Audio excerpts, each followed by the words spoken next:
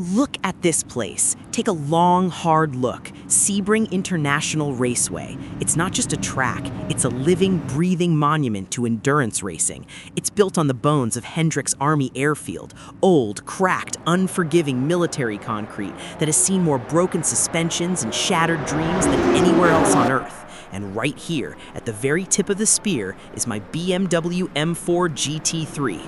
Pole position. Do you have any idea what that feels like? To sit in that carbon fiber seat, strapped in so tight you can feel your own heartbeat through the chassis? You look in the rearview mirror and you don't see cars, you see eyes.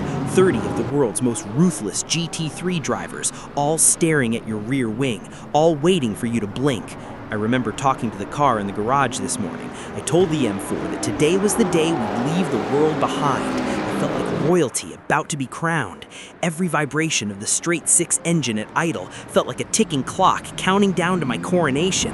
I was ready to dominate. I was ready to show them why I earned this spot. But the thing about Sebring is, it doesn't care about your titles or your qualifying laps. It only cares about who it can break first. The formation lap was a blur of tire warming and mental rehearsals, then the silence of the final turn.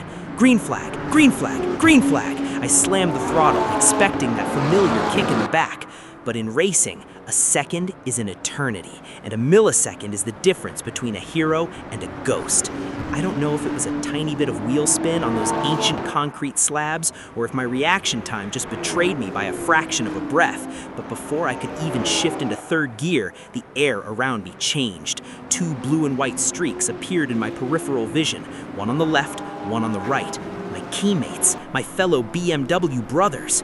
They didn't just pass me, they snatched the lead away before I even reached turn one. In less than 10 seconds, my pole position, my statement of authority, was gone. I was P3. Suddenly, I wasn't the one setting the rhythm. I was swallowed by the slipstream, blinded by the gray dust kicked up from the track, and breathing in the hot, acrid exhaust of the cars that were supposed to be behind me. The anger that hit me was cold and sharp. The invincible leader was now just another hunter in the pack. The dream of a clean, lonely race at the front died right there. Then came the war. It started as a small flicker in my mirrors and grew into a full-scale invasion. A white Porsche 911 GT3 R. It haunted me for what felt like hours. Sebring's bumps, especially through turn 17 and the hairpin, were trying to vibrate the steering wheel right out of my palms, but I couldn't loosen my grip, not for a second. That Porsche was a predator. Every time I hit the brakes, I could see his nose diving, ready to pounce. It was a psychological game played at 200 kilometers per hour. We were so close, I could hear his flat-six engine screaming over the roar of my BMW turbo. He eventually found a gap, a surgical, high-risk move into the chicane, and he was through. For a moment, my heart sank, but then the fire returned.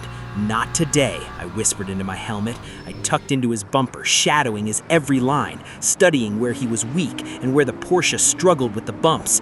I saw him go wide just a hair at the exit of Sunset. I didn't wait. I lunged. The BMW roared as I took the inside line, our fenders nearly kissing, a high-speed dance of carbon fiber and ego. I took it back. I was back in P3. For those laps, I was a god again. I forgot about the lead. I only cared about beating the man in my mirror. But the human spirit has a breaking point, and Sebring is an expert at finding it. After 15 minutes of high-intensity defense, the heat in the cockpit became a physical weight. My vision started to narrow. My hands were cramping. The bumps that were once a challenge were now agonizing blows to the chassis and my spine. I saw him coming again. Porsche hadn't gone away. He had just been waiting. He was more patient than I was. And then the inevitable happened. I made the mistake. A simple, stupid human error. I braked 2 meters too late into the hairpin, missed the apex by a few centimeters, and left the inside open for just a heartbeat. He didn't hesitate. He sailed through like a ghost. And that was the moment something inside me just snapped. When you fight that hard, when you pour every ounce of your soul into defending a position and you still lose it, the floor falls out from under you. My concentration shattered. One mistake bled into another. I started overdriving, trying to force speed out of tires that were already screaming for mercy.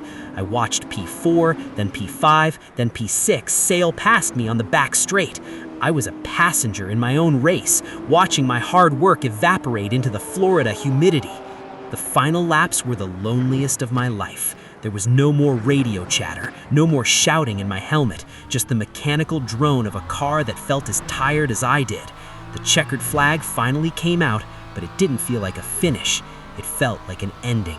P1 to P7, from the top of the world to a footnote in the results. I crossed the line and just let the car coast. The roar of the BMW now sounded like a funeral dirge. I parked the car in the pits, but I didn't get out. I stayed in the cockpit, the sweat dripping off my chin, the adrenaline slowly turning into a heavy, cold disappointment.